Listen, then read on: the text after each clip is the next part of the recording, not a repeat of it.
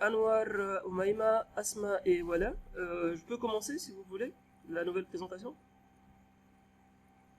Oui, monsieur.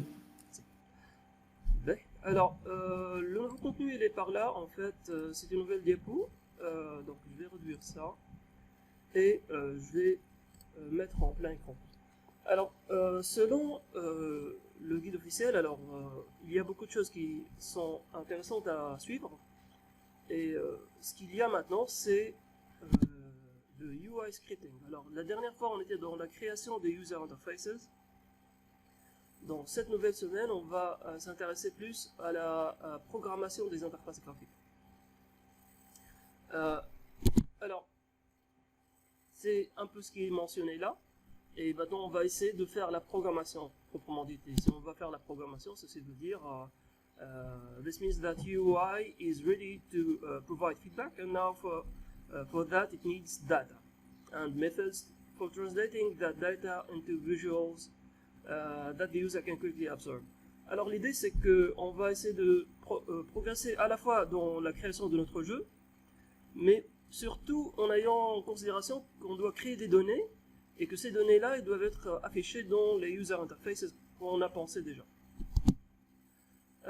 Alors, pour qu'une interface graphique fonctionne parfaitement, alors on aurait peut-être besoin de quelque chose qui s'appelle UI Profiler. Peut-être qu'on verra bien c'est quoi le UI Profiler. Ce ne sera pas pour aujourd'hui, mais ce sera peut-être pour les séances qui vont venir dans les jours, dans les prochaines sessions. Alors, on aura besoin d'outils de data pour mesurer le health, le temps, combien de vies. Aussi, on aura peut-être besoin de maps assez avancées pour afficher notre progrès. Et ça doit être réalisé de façon rapide et correcte. Bien sûr, il se peut que notre jeu aussi soit dans une considération de multilangage. Donc, tout ça, c'est des considérations qui peuvent affecter notre population de données et ensuite être affichées dans notre interface graphique. Donc, si jamais on va avoir plusieurs langages. Plusieurs éléments aussi peuvent demander de la localisation. Donc, c'est we'll use a script to determine which assets need to be replaced. Alors, il se peut que l'on change des UI elements au fur et à mesure dans le code, dans la programmation. Et lorsqu'on a terminé, alors notre interface graphique devrait fonctionner en temps réel, avec des feedbacks rapides. Voilà. Alors, une question qui se pose, let's suppose that we do have the essential UI elements already added for now, and we have discussed with Steve, and here are the question after having asked this question, here are the other elements that we will be adding. C'est un peu le même ce que j'étais en train de dire, mais là je vais axer sur les scripts. Alors, principalement on aura besoin d'une minimap pour afficher la localisation de notre jeu. On aura besoin de changer le caractère control peut-être pour rajouter des modules qui vont permettre à nous, les humains, de jouer avec notre caractère. Il se peut que l'on rajoute des boutons pour déplacer notre caractère. Il se peut aussi qu'on change les enemy controllers pour déplacer et faire en sorte que nos caractères se déplacent de la bonne façon. Alors nos caractères ennemis vont nous attaquer. Peut-être qu'on devrait changer comment ils affectent, comment ils se déplacent, comment ils sont contrôlés, et ensuite comment nos données sont générées, et par là comment les données sont affichées dans les user interfaces.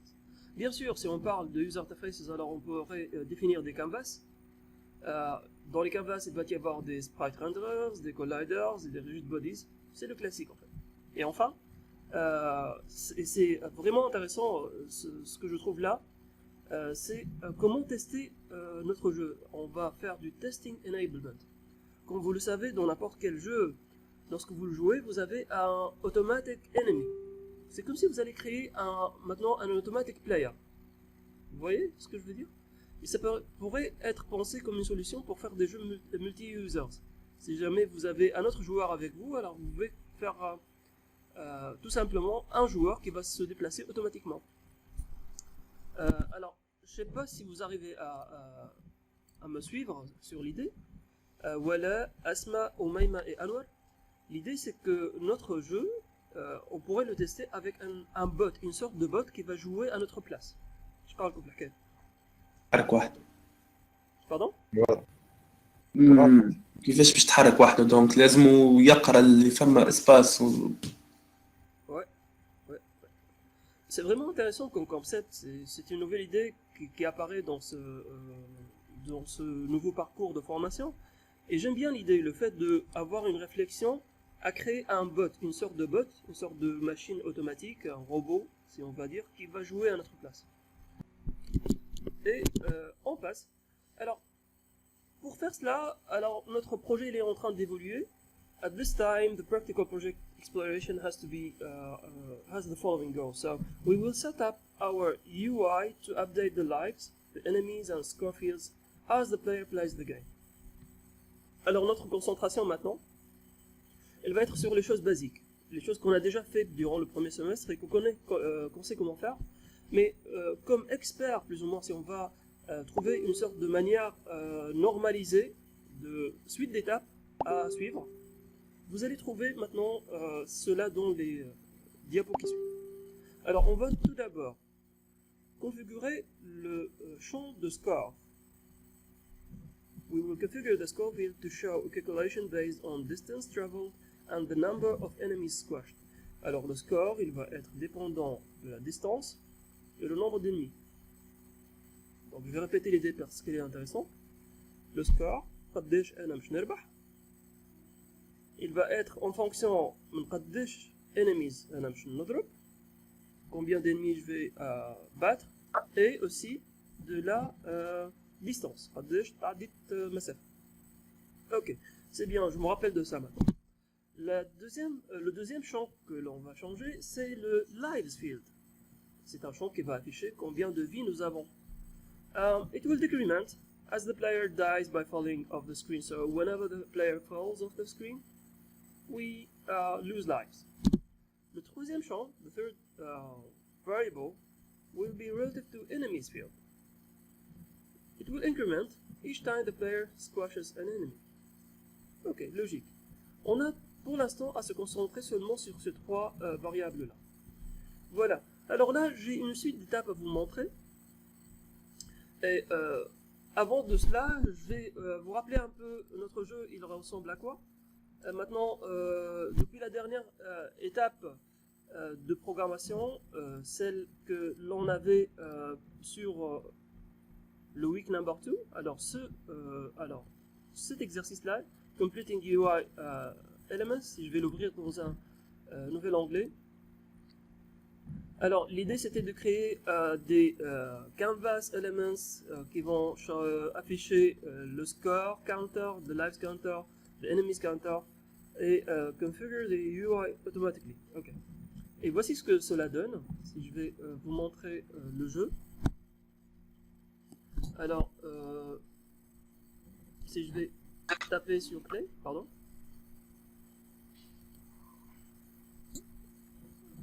Alors, Unity, il semble être un peu lourd à s'exécuter. Voilà. Alors là, c'est notre jeu. Si je vais essayer de le jouer, alors je clique par ici et je progresse. Hop. Alors, vous avez les champs score, lives, enemies, mais ils sont pas vraiment en train de changer. Hein. Hop. Voilà, c'est intéressant ce qui se passe là. Hop là. Maintenant, j'avoue que je sais pas vraiment lorsque je tombe où est-ce que je vais atterrir. J'ai pas une visibilité sur où est-ce que je vais tomber. Alors peut-être que c'est là où la minimap sera vraiment très intéressante pour nous. Voilà. Et j'arrête ça. Maintenant, notre objectif, il va être d'afficher du texte devant le score, les lives et les enemies. Et comment on va faire ça? On va commencer tout d'abord avec le script qui s'appelle HUD. Donc c'est un script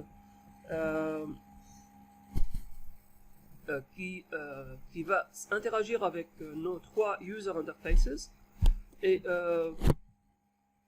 on va débuter par créer 3 variables: text, score text, ensuite live text, et enfin enemy text. C'est 3 champs texte qui vont interagir avec les 3 user interfaces qu'on a préparés. Alors, pour modifier ces 3 champs texte là, on aura besoin de 2 méthodes relatives qui vont permettre de les changer. Logiquement, une première méthode, elle va s'appeler, alors, it will be a method to update the live text. Et voici le contenu de cette méthode là. Alors, je vais juste basculer vers l'affichage. Il se peut que je vous sollicite donc Anwar, Omaima, Asma et voilà. J'espère que vous allez pouvoir ouvrir le micro et lire avec nous les scripts. Alors, cette première méthode qui va afficher du texte dans le champ relatif au score. Alors, c'est pas cette. Alors, je pense que c'est pas cette méthode-là. Ah, voilà, donc je pense que ça va être c'est ça notre méthode, voilà. Alors, public void update score. Alors cette méthode là, elle va recevoir un entier qui s'appelle score et l'autre donc disons ce qu'elle va contenir. Donc elle va faire le update du score et tout simplement elle va faire le score text, ce champ là, dot text. Il va recevoir un texte qui s'appelle une écriture score, entre guillemets, je fais un espace là, plus score.toString. Et tout simplement ce texte là, il va après tout simplement afficher ce qu'on a par ici. Alors score.toString, donc ça c'est notre entier, et ça va s'afficher. Alors juste puisque j'ai fait une erreur sur ce script là, c'est pas le inverse mask en fait. Si je vais partir sur si on va écrire ensemble juste pour être un peu rapide, CTRL-U. Et si vous allez dicter avec moi comment changer cette méthode pour considérer les lives. Alors normalement je vais faire public. Vous allez noter que cette séance d'aujourd'hui elle va être plutôt sur un nouveau aspect qui est plus ou moins concentré sur le code. On a vu la théorie, on a vu des quiz, des questions la dernière fois. Aujourd'hui on va se concentrer sur le code. Alors public c'est un int et le lives logiquement ça va être un entier, donc je vais appeler ça update lives. Ensuite je vais ouvrir je vais mettre int, non c'est un simple entier. Et c'est quoi le champ que je vais appeler? Je vais appeler ça tout simplement, qu'est-ce que j'écris là? Je vais faire une méthode comme update score, mais je vais faire update lives. Vous voyez? Qu'est-ce que je dois mettre là en entrée? C'est une variable qui s'appelle live.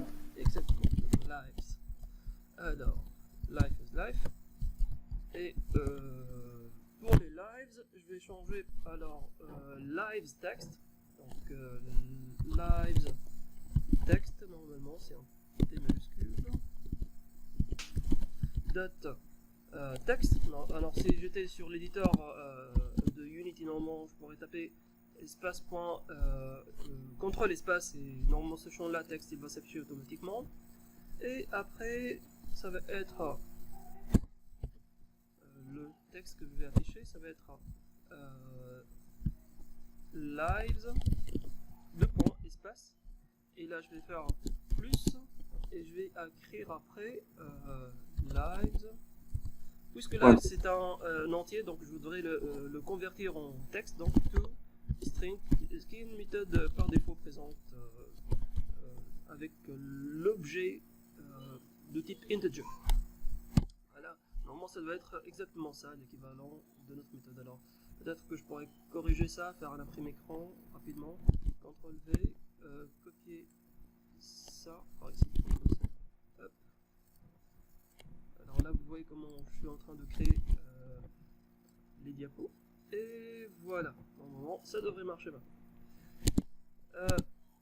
Après les update scores, qu'est-ce qu'on devrait faire? Il y a quelque chose qui, avant de passer à enemies text, vous allez noter qu'on est en train de répéter un peu la même écriture entre ces deux méthodes-là, n'est-ce pas? Dans le update lives, on est en train d'utiliser un entier en entrée, et aussi dans le update score, on est en train d'utiliser un entier en entrée. On change le texte, on affiche un message, une chaîne de caractères, et après on fait le parsing, la conversion du entier en chaîne de caractères, et on fait la concaténation avec un plus. Alors automatiquement, avant de passer à enemy text, l'idée c'est de unifier un peu les traitements. Et c'est de là qu'on essaie de créer une autre méthode qui va s'appeler update text, qui va être plus ou moins générique pour tout le monde. So at this point we can start refactoring the common treatments. Refactoring, on va dire centraliser un peu les traitements. So here is a common function. Then we go back and change the previous code. So the proposal, la nouvelle fonction, elle va être la suivante. Private, ok, c'est une privée, void, update text, et ce qu'elle va changer en fait, c'est elle va recevoir un texte en entrée, text object, so this is the text, and this is the text, so I would say text object. So this is going to be live text and enemy text. Alors, ou bien score text. Donc notre texte objet, il va venir se placer sur cette méthode, sur cette variable là. String words, ça va être notre message. Par ici, on va changer lives. Par là, on va mettre score. On va l'afficher par ici. Et enfin, on reçoit l'entier qui va être score ou bien lives ou bien enemy. Et on va placer value. Et ce qu'on va faire, c'est tout simplement le text object. Ce texte objet là, il va être changé. Donc c'est une procédure en fait. C'est pour cela qu'on met un void par ici. C'est void parce que c'est ce même objet là, il va être changé avec du texte qui va contenir le words plus deux points espace plus value to string. Alors, vous voyez un peu pourquoi on fait ça? Donc toujours on est avec Umayma, Anwar, Asma et Wala. L'idée c'est en gros en progressant dans le code de trouver des patterns qui se répètent et d'essayer de les centraliser. Et voilà donc, ce que vous voyez là, c'est la modification qui va être faite sur les deux méthodes que vous voyez là, celle-là et celle-là, pour un peu créer la nouvelle version de notre code. Donc, dans update lives, cette méthode-là, voici ce qu'on a maintenant, lives text, cette variable-là, lives text. Ensuite, le texte il va être lives, il va s'afficher, et la variable, c'est encore lives. Pour update score, cette méthode-là, on va changer l'objet qui va s'appeler score text. Cet objet-là, qui est de type grand T text, c'est un objet en fait. C'est un text object, de type texte. Voilà, ça c'est la classe texte. Et là c'est la classe texte. Parfait. On va recevoir le score text. Le texte à afficher il va être score et l'entier à convertir va être score. Et la même chose maintenant, on va la penser pour notre nouvelle méthode qui va être relative à notre enemy text. Voilà donc enemy text. J'espère que vous arrivez à voir un peu l'idée. On a un entier, c'est la seule nouvelle valeur. L'objet, le voilà, le texte et l'entier. Voilà donc. Alors, vous pouvez voir que notre scripting, il passe par des itérations en fait. Et on cherche à centraliser, à localiser comment on réalise les modifications. Et l'idée c'est qu'on cherche à... So, we want to change the way text is displayed, then we can do it in a unique place. Et ce qui est vraiment avantageux dans cette méthode-là qu'on a créée par ici, c'est que pour changer le texte dans n'importe quelle autre méthode, il suffit de changer d'une seule manière le texte tel qu'il est réalisé là. Et je reviens maintenant sur cette remarque-là. Working with string is not memory efficient, so that would be changed. En fait, cette méthode-là, il s'avère que, mes chères mademoiselles et mes chers messieurs, que cette méthode-là n'est pas vraiment efficace. Et qu'il y a vraiment de la perte de mémoire si on travaille avec cette manière-là de concaténer les chaînes de texte. Alors, we can now improve a little bit our text display. Alors, au lieu de faire words plus string plus value to string, alors là on pourrait tout simplement faire words plus value to string.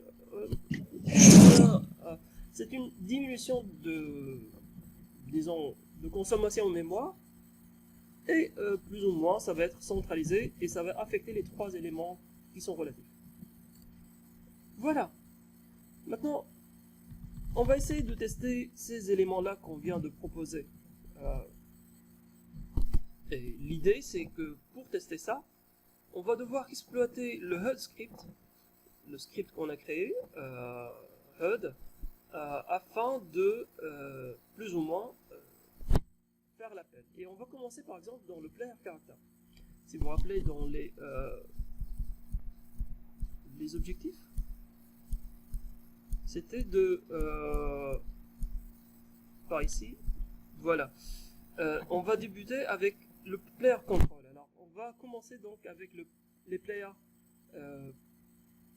les interactions relatives aux players pour les UIs. Alors le premier réflexe, après avoir préparé nos différentes méthodes, c'est de faire appel au HUD. Ça c'est le script HUD qui contient un peu la définition des méthodes. Et logiquement, first we make a call to the HUD class. Alors ça va être notre réflexe. Si on définit des modifications des variables ou des méthodes dans une première classe, pour les exploiter, tel qu'on est en train de faire classiquement dans la programmation orientée objet, on devrait faire l'inclusion de notre classe. Et c'est ce qui est réalisé par ici. Sous la classe player character, qui hérite de behavior, on va faire appel à HUD et le déclarer sur une nouvelle variable instance qui va s'appeler en HUD minuscule. Voilà. Alors, je ne sais pas si vous arrivez à me suivre. Je suis toujours avec Oumaima, Asma, Wala et Anwar. C'est bon, vous êtes avec moi? Oui, monsieur. Parfait. Anwar et donc Wala et Anwar. Si on va essayer de maintenant changer notre troisième méthode. Alors, now we can start by updating the lives. This is to be done when the change is done. Alors, l'idée c'est que si on va changer les vies, alors si on va faire appel à la méthode update lives, où est-ce que c'est? Là voilà. Si on va faire update lives, la question, quand est-ce qu'on va faire appel à cette méthode? méthode avec. Alors, logiquement, وقتها يموت ولا كيف؟ بالضبط. Donc on a update lives. Ouais, parfait. Lorsqu'il change, lorsqu'il perd une vie. Voilà. Et c'est pour cela que là j'ai placé une méthode que j'essaie de présenter. Ça s'appelle kill character. Et Monsieur Anwar Nedellali, message, on va essayer de découvrir un peu cette méthode là. Si vous arrivez, vous nous aider en lisant. Vous n'êtes pas demandé à expliquer, mais si vous arrivez à l'expliquer, tant mieux. Vas-y, monsieur Anwar. لايفز moins انتقاد 1 هيد update lives تاخو lives f lives supérieur à 0 rb move position rb position point gameplay constant respawn high fois vector 2 point up rb velocity égale vector 2.0 .0 as Je dirais, c'est comme game si, je sais pas si vous arrivez à comprendre un peu ce que ça donne. on n'est pas censé vraiment comprendre à 100% tout le code, mais là je comprends. نعرفش أنا فهمت حاجة أنت من الكود هذا؟ لا.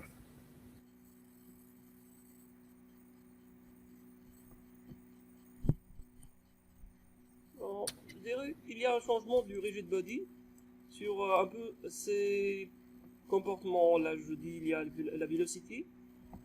Bon, ما نحبش اننا نقلقك يا نور ولا نعجزك, c'est juste نقولوا احنا مع بعضنا on est en train de comprendre un peu qu'est-ce que ça donne. Et c'est comme si on était en train de dire au rigid body RB de faire du déplacement. Move position. Et là, la velocity, c'est comme si on disait que la vélocité, elle va devenir un peu à 0. Donc là, c'est le vecteur up et là, c'est le vecteur 0. Maintenant, oui, Anouk, si vous voulez poursuivre, ça marche? else game over. Game over. Et alors, nous, on est en train de on cherche à faire appel à notre update lives. Où est-ce que ça existe dans notre code, monsieur Anouk? Normalement في الجيم اوفر. Alors, en fait, par ici, oui, je comprends qu'il y a game over, mais l'idée c'est qu'on va changer, on va diminuer un peu le nombre de vies. Donc, je le dis pas seulement pour Anoa, pour tous les étudiants qui sont avec moi maintenant. Et le HUD, ça c'est la classe en fait, relative, qui contient un peu nos différentes méthodes et variables. Et c'est là que ça existe, le update lives. Donc ce update lives, il est placé là, et il reçoit le lives. Ça suppose que la variable lives, elle est présente dans le player character. Et en fait, à chaque fois qu'on fait une soustraction, par ici, de vie, on fait update lives. Logique. Donc à chaque fois que les changements de vie vont être appliqués, c'est là qu'on va changer les lives. اما كيفاش تنقص في اللايف هكا وبرا؟ Ouais, bah enfin c'est tout simplement un texte كتفكرش انواع. لا لا ها مش على هكا. شنو هي الحاجه اللي تخليك تنقص؟ Bah vous notez le moi là. ها Ah, vous dites le contact avec les ennemis. واضح. Bah je dirais que c'est pas vraiment par ici. Là c'est la méthode des gens spécialisés dans kill character. Mais peut-être que le kill character, il va être cette méthode-là, elle va être appelée dans une autre méthode, par exemple lorsqu'il tombe depuis une plateforme ou bien lorsqu'il touche un ennemi, par exemple. Ok. Alors là, c'était un peu notre. Là, encore une fois, l'objectif, c'est pas en fait نفهم le code à 100%, c'est pas là l'objectif. Mais la principale chose que l'on cherche à comprendre, c'est surtout l'appel, cet appel-là. Puisqu'on a créé nos méthodes, maintenant on va faire appel à ces méthodes. Et c'est là le changement. Je rappelle qu'on a créé ces trois méthodes-là. Cette méthode update lives, update score et update enemies. Et ce qu'on cherche à comprendre maintenant, ce qu'on a compris, c'est de 1, lorsqu'on fait deux méthodes, on cherche à créer ce qu'on appelle le refractoring. Ensuite, on cherche à optimiser et à centraliser les traitements. Donc, notre traitement, il est centralisé. Lorsqu'on change cette méthode-là, ça affecte tout le monde. C'est comme si, on peut voir ça, c'est comme si une sorte d'héritage centralisé. Maintenant, après avoir vu Update Lives, on va passer à la nouvelle méthode, l'autre méthode qui va s'appeler Update Enemies. Alors, entre les personnes qui sont avec nous maintenant, entre Anwar, Oumaima, Asma et Wala, est-ce qu'il y a une personne qui voudrait tenter de lire le code avec nous et de nous donner où est-ce qu'on a placé la méthode Update Enemies et pourquoi on l'a placé par là?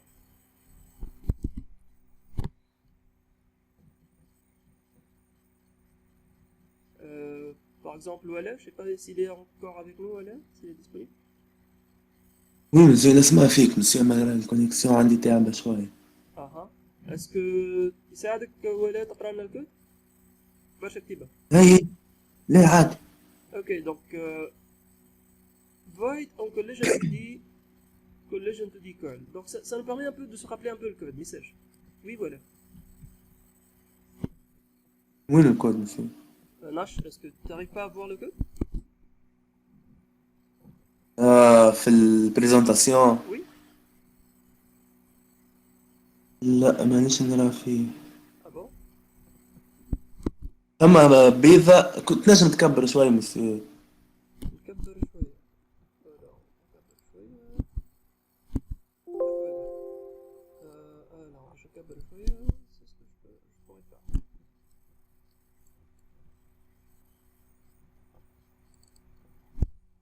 ايه بيسموه شوي واحد Ok, alors, je vais essayer de lire moi-même un peu ce qu'il y a là-dedans.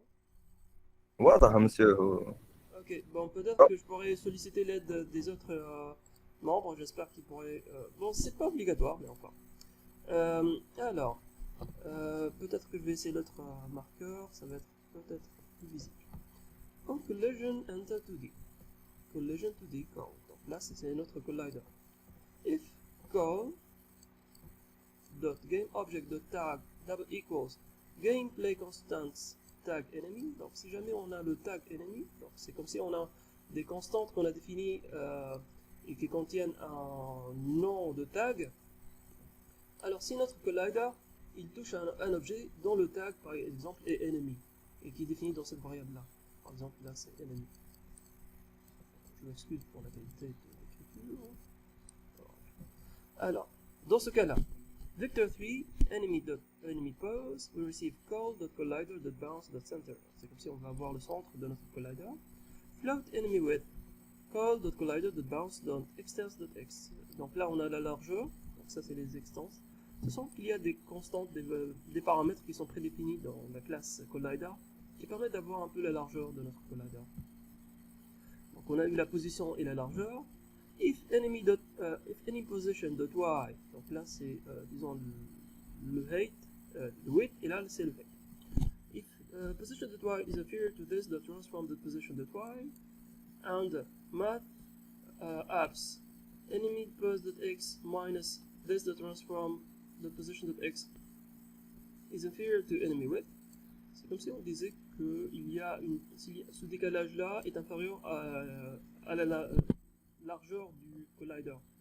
Si jamais cette largeur là, la valeur absolue entre ces deux valeurs, pour avoir une valeur positive, donc là on est en train de tester qu'il y a assez de contact peut-être entre le collider et notre objet, et que notre position est la même en Y. Alors dans ce cas là, donc notre enemy, c'est comme si on est en train de créer une instance de enemy equals call.gameObject.getComponentEnemy. On reçoit le composant enemy. Bon, donc là on est en train de créer notre enemy. Et if enemy is not null, enemy score plus equals enemy.squash. C'est comme si on disait que notre score il va être changé. L'idée en général c'est de changer le score. Et c'est juste à cet instant-là, qu'après avoir changé le score, qu'on fait appel à la méthode qui va changer le texte, en fait, dans le user interface. HUD.updateEnemies enemy score. Donc là, ça ressemble à la question qu'a posée M. Hanno à l'instant. قال لي monsieur وين يصير le changement بتاع lives. وانا جاوبته j'ai dit peut-être en tombant du plateforme ou bien en tombant depuis en touchant un ennemi. Et là, disons, c'est un peu la même philosophie. On va avoir une méthode qui va changer la valeur numérique. Et là, après avoir changé la valeur numérique du score, des ennemis, combien d'ennemis du score relatif aux ennemis, on touche maintenant au texte, à la user interface. Et ce sera à travers un accès au HUD et un accès à la méthode qui est présente dans le HUD. Ce qu'on a fait jusqu'à présent, c'était l'update du nombre de vies et ensuite l'update du nombre d'ennemis. Qu'est-ce qui nous reste? Vie, ennemi, et la troisième chose c'est quoi? Oh. Donc vie, ennemi et score, n'est-ce pas? Ah, ouais. Maintenant je vais revenir sur le score je reviens sur cette remarque-là. The score field, configure the score field to show a calculation based on distance traveled and the number of enemies squashed. Et il s'avère que ça va être un peu le standard, ce qu'on est en train de voir maintenant.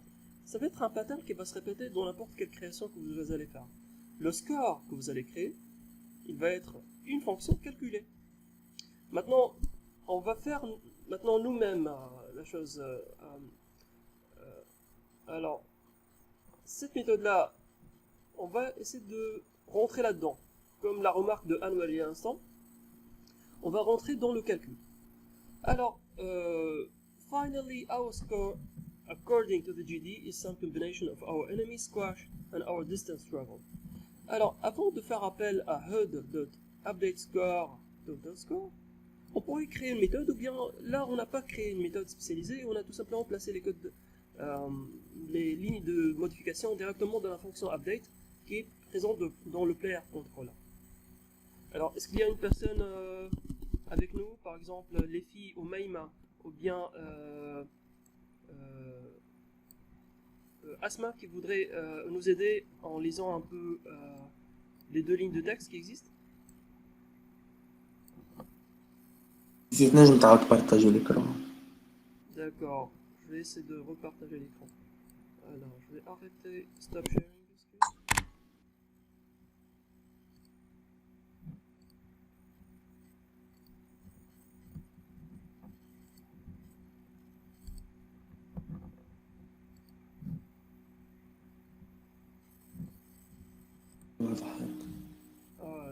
Il me semble que le même problème s'est passé la dernière fois. Voilà. Alors, je sais pas, les filles, ou bien Waled, vous arrivez à lire maintenant? And finally, our score according to the GDD is some combination of our enemy squash and distance traveled. Okay, so what are example modifications that we could do? Si vous allez lire les codes. Void update distance score equal math f.max. نعدلها بارامتر distance score ونبارزي will end this transform position باش نكاستيوها باش نبدلوها للإند نتصاوب الفالور اللي باش ترجعها. اوكي نبين distance score اللي عنده وين وصل هو القدام وي arrivé à longueur, on va considérer le max. In total score equal distance multiply gameplay constant point score distance multiplier plus enemy score multiply gameplay constant point score enemy. Right. So بعد هو score total score تترجع البارامتر الفاريابل هذاك. So we will be thinking about when the text is being modified, and when it is modified we call the methods that we already created. Right. Alors we have first to calculate the distance score. This will be multiplied by the distance score multiplier. These are, I would say, constants that are defined in a separate file, and we could change these constants to the score distance multiplier. You notice that it's written in capital letters, so it could be placed. Encore une fois, these are best practices. It might be not the best solution ever, but this what would be interesting for you to adopt. And this is what this course is about expert practices.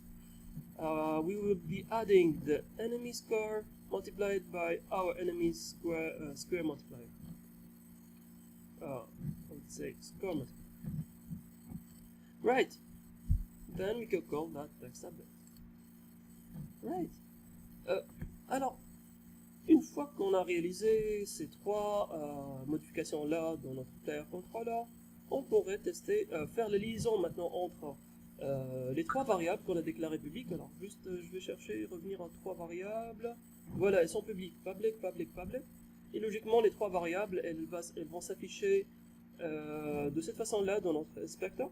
Ça c'est le HUD, le HUD script. Et dans notre HUD, on devrait chercher tout simplement les trois champs texte score, lives et enemies et faire la liaison entre la variable et le champ texte. Donc c'est un simple drag and drop. Et normalement, ça devrait marcher. We get an update in score. Alors, si on va essayer de voir un peu le résultat. Bon, je vais revenir maintenant pour que vous arrivez à voir les modifications. Je vais revenir sur les vidéos. Alors, essayons de voir. J'espère que vous entendez le son, mais je suis pas certain. Allez. Script. And then on that, I need to add in my score, Vous entendez pas le son, hein? my لا lives, لا ما فماش صوت. and my enemies. So if I go ahead and play here, Heureusement. I get an updated score, but my lives and enemies are not updating. And I know Vous why. allez noter que, en fait, si vous allez regarder encore une fois, Score, quelques- but my lives vous allez noter que le score il est changé maintenant. Vous voyez 65. Mais les vies et les ennemis ils sont pas changés. Et en fait, عندكم شي فكرة ça pourrait être quoi la raison? Je trouve que c'est pas bizarre.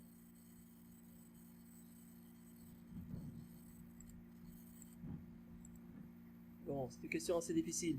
Mais logiquement, si on va suivre un peu les changements qu'on a réalisés, la logique de notre code, en fait, le update, il n'est fait que si il y a un changement de la valeur. Donc, si la valeur elle change, dans la fonction update, vous voyez là, dans la fonction update, la principale fonction qui s'appelle en chaque frame, il y a seulement un changement du score, vous voyez? Update score. Mhm. C'est logique en fait. Dans la fonction update, on fait seulement appel à update score. Et les autres deux méthodes relatives aux vies et aux ennemis, elles sont pas appelées à chaque frame. Ok. Donc, et logiquement, une des solutions pour résoudre cela, c'est de, en fait, les initialiser et ensuite ne pas attendre que le changement soit réalisé. Donc, dans la fonction start, on pourrait tout simplement faire appel aux deux méthodes update lives et update enemies. Ça c'est une fonction start qui est présente dans notre player controller script. Donc là c'est d'autres scripts, mais ce qui nous intéresse surtout c'est les deux méthodes qui sont présentes par ici.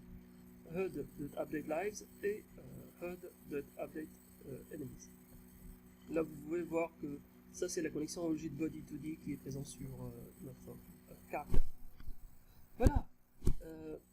Donc si on va voir notre résultat, qu'est-ce que ça donne? and enemies are not updating. And I know why. Là, vous My allez player voir character is only updating those lives and enemies when he les actually changements qui sont has something happen to him. réalisés. So on start, I'm going to have to make sure that those get Voilà, les deux HUD scripts qui update sont- live, HUD 0, rather than waiting for the first event to happen. Let's test that out. On va tester ça. Et voilà, ça There marche. we go, beautiful. Lives enemies, essayons de voir si on... Now, as I mentioned, working with strings can cause a lot of garbage. Donc là, il n'y a pas le update, mais on peut faire confiance à ce monsieur-là. Alors, maintenant, l'idée c'est que puisqu'on a un changement centralisé, vous voyez, je vous rappelle qu'on a un changement centralisé de la chaîne de caractères. Il est par là dans le update text. On pourrait optimiser notre manière d'afficher le texte. Il s'avère que, mes chers monsieur, mes chères mademoiselles et mes chers messieurs, que cette méthodologie-là n'est pas vraiment conseillée. Et que la concaténation des chaînes de caractères, elle consomme trop de ressources mémoire. Surtout que la méthode concaténation, elle gère des objets trop grands. Alors l'idée c'est de, puisqu'on a des choses centralisées, c'est de... alors, je vais partir sur la présentation. We need to optimize the text display. We need to get a much efficient way for building strings, and we will use what's called a string builder. Using a string builder is a more efficient way for combining strings in C#. L'idée dans le string builder, c'est que au lieu d'utiliser tous les types de variables qui existent, je sais pas, le integer, le double, le float, vous imaginez un peu le texte, vous allez créer des méthodes qui qui vont concaténer de manière spécialisée seulement les variables que vous avez. Alors dans notre cas, nous avons seulement deux variables. Une variable qui est en fait, si je vais revenir sur notre méthode, nous avons un string et un int seulement, vous voyez. Alors on va créer un string builder qui va être plus ou moins spécialisé dans ces deux éléments-là. So we know that we are going to use a string and an integer here. We will optimize our function for that, and we parse a string and a value integer. And this is what we get. We create a concatenate method that returns a string, and the concatenate is going to get two entries, a string that's called words and an integer that's called value. Our string builder, here it is, you see it in capital letters, string S builders, capital B.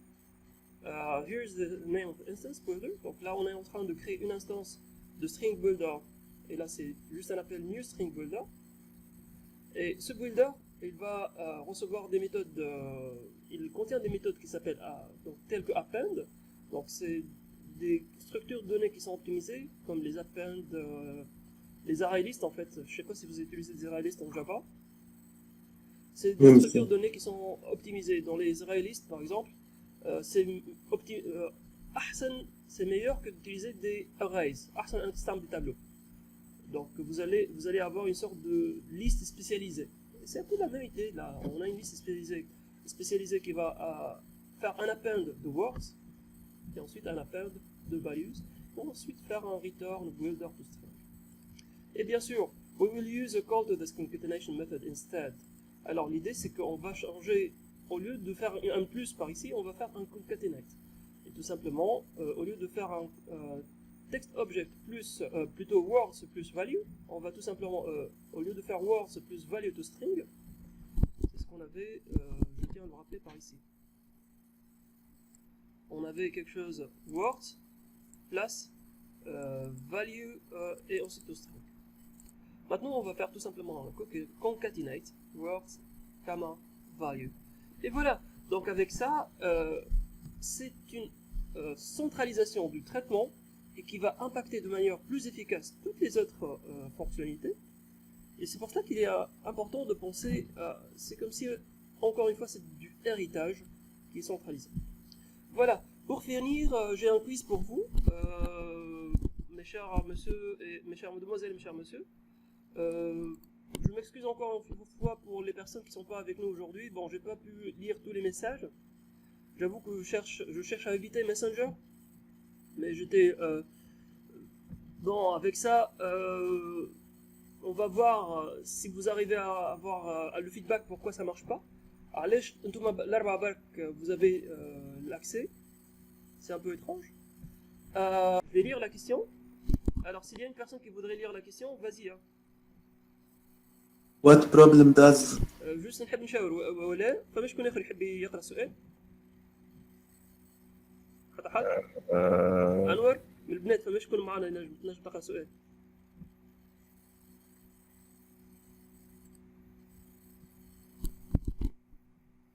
Bon, je comprends que les filles ça peut être un peu délicat. Bon, alors شكون يتطوع؟ قلت لي ولا اول واحد تكلم. اوكي دونك ولا الكروم هيك. What problem does the use of string builder hope to solve? 1. Joining strings and non-strings together, joining more than two strings together in a single operation, declaring new strings during runtime, large amounts of garbage collection when adding things together. Alors, شنو l'objectif d'un string builder? En tant qu'expert, pourquoi utiliser string builder? Join more than two strings together in the operation. فماش حاجة صحيح join more two or more but و non-strings زاد. صحيح. Enfin, en fait, on était capable de faire ça avec le plus. Donc le signe plus, il était aussi capable de faire le joining. Que ce soit two strings, two non-strings. Mais c'est quoi vraiment le vrai apport de string builder?